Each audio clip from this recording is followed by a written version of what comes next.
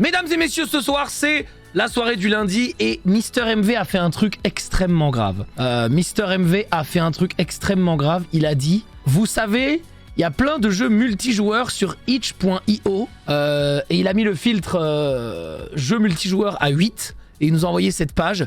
Et je pense que c'est peut-être le truc le plus grave qui a jamais été fait dans une soirée du lundi. Voilà, pour moi, il a littéralement ouvert la boîte de Pandore. Alors, est-ce que Antoine, qui je rappelle est le directeur du lundi officiel, osera s'aventurer sur le site? Je vais arrêter de scroller, sinon je sens qu'on va être ban Twitch au bout d'un moment.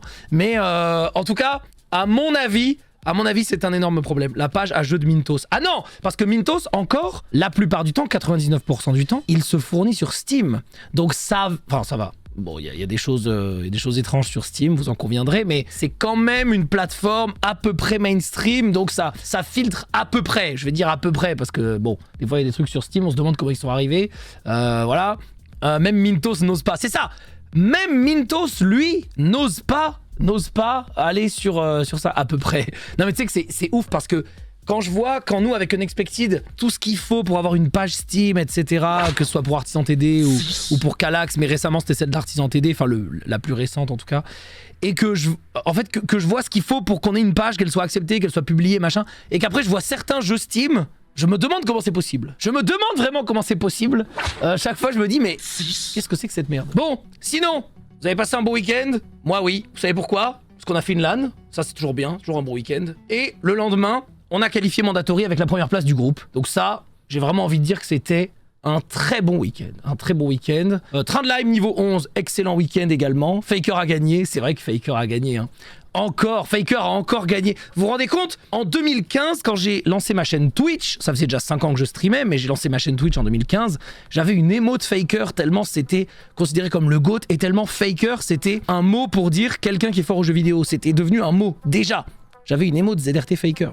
C'était déjà quelque chose à l'époque. Et là, on est 10 ans plus tard, et le GOAT vient de décrocher sa 6ème étoile. C'est quand même incroyable. Hein. C'est quand même incroyable.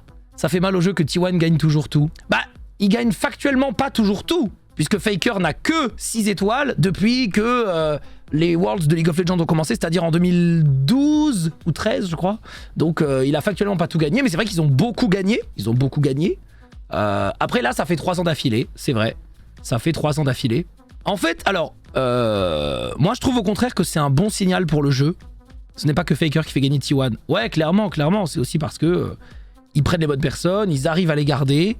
Mais moi je trouve que c'est plutôt un bon signal. Parce qu'en fait, dans un jeu vidéo, on a toujours ce truc de la méta, SKO niveau, finalement c'est pas tellement close que c'est random, etc. Les changements de méta, est-ce que ça change pas tout le jeu et tout?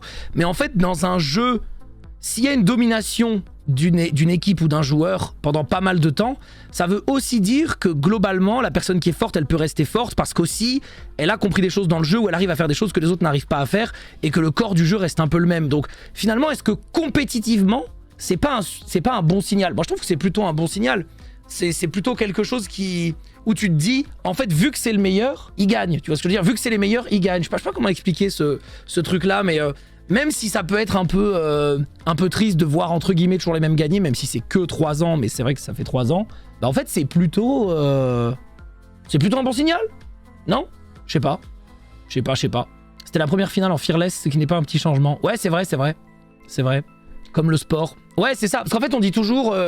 ouais, mais au sport, c'est pas pareil, parce que les règles sont à peu près les mêmes depuis tout le temps. Donc en fait, quand tu domines, tu peux dominer des années, etc. Le Nadal de LoL.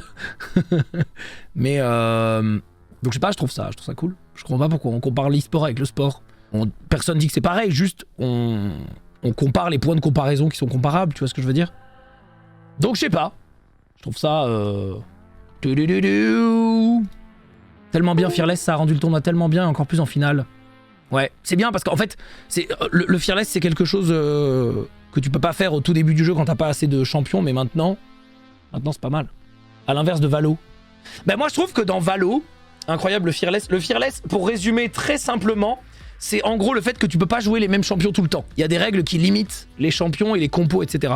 Moi je trouve justement que dans Valorant, ça manque d'une domination qui dure un peu longtemps. En fait, on a eu un peu de domination pendant la première année de Valorant avec l'équipe G2. Ça a duré, allez, 6-8 mois, on va dire. On a eu une petite domination pendant 6-7 mois. En gros, il n'y a aucune équipe de Valorant qui a dominé tout le circuit pendant genre 2 ans ou pendant 3 ans, un truc comme ça.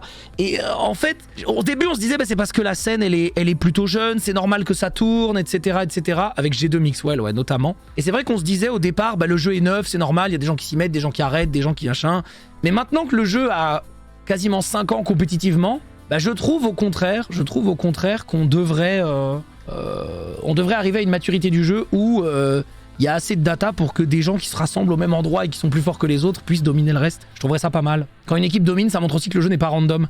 Bah, je suis un peu d'accord avec ça. Alors bien sûr, le jeu est jamais random à 100%, c'est jamais un G2D et tout, mais dans Valorant, parfois on a ce sentiment qu'à niveau égal, on se dit jamais, enfin un match est jamais joué d'avance. Et en fait, c'est bien pour le spectacle, c'est-à-dire c'est spectaculaire, parce que tu te dis rien n'est joué d'avance, mais à la fois, bah c'est aussi une preuve d'instabilité, et je sais pas comment dire, tu sais, même pour les équipes qui veulent s'investir sur le jeu, je pense que c'est plus compliqué de se dire, bah même si on fait tout le travail qu'on veut, qu'on prend tous les meilleurs joueurs, qu'on les met dans les meilleures conditions, qui bossent, etc.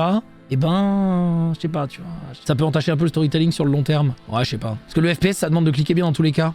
Non, parce que si c'était que un problème de type de jeu, genre les FPS, dans Counter-Strike, il n'y aurait jamais eu de domination. Et il y en a eu sur tous les Counter-Strike, que ce soit sur 1.6, sur CSS, sur CSGO et sur CS2. Bon, CS2, c'est un peu plus récent, mais il y a toujours eu des moments de domination où il y a une équipe qui a roulé sur beaucoup de tournois d'affilée, et on se disait, putain, c'est incroyable que eux y arrivent et tout, etc. Mais ouais, bah notamment, ouais, Astralis, et vous aviez Ninja in Pyjama quand c'était 1.6, vous aviez Very Games quand c'était CSS. Enfin, il y avait vraiment, dans quasiment chaque, et à 1.3, les SK, c'est vrai.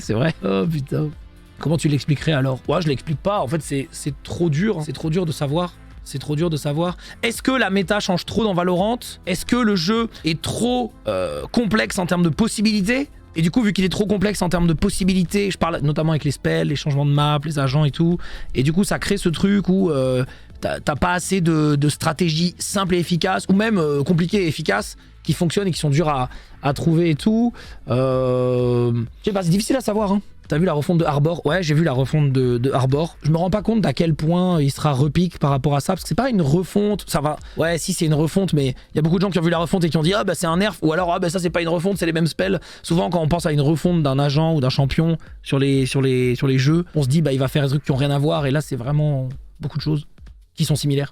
On peut pas assumer que le niveau est équilibré à haut niveau. Mais si, bien sûr. En fait, si, bien sûr, mais je sais pas comment t'expliquer. Dans le sport, dans l'e-sport, dans tous les milieux compétitifs, enfin où il y a de la compétition et beaucoup de gens qui essayent d'être pro, même si il y a du haut niveau, t'as souvent quand même à des périodes quelqu'un qui se hisse au sommet du sommet et qui arrive à dominer pendant un certain temps, parce que cette personne-là, à ce moment-là, bah, elle est plus forte, elle a compris des choses, je sais pas, elle s'entraîne mieux. En fait, on s'en fout de la raison, juste ça arrive, tu vois. Donc voilà. C'est pareil dans le sport, les grandes équipes gagnent pas 100% de leurs matchs, c'est juste qu'en e-sport, 2 matchs, ça impacte trop une saison. Non mais tout à fait, non mais je parle pas de domination, je parle pas de gagner tous les matchs sans aucune défaite. En fait, je parle pas du tout de ça. Je parle de certaines équipes qui seraient souvent au sommet, et là, il y a souvent, comme je dis, il y a souvent des accidents, quoi. Dans Valo, ça arrive de plus en plus souvent. Mais oui, vous avez raison aussi, parce que les saisons sont plus courtes, etc., etc.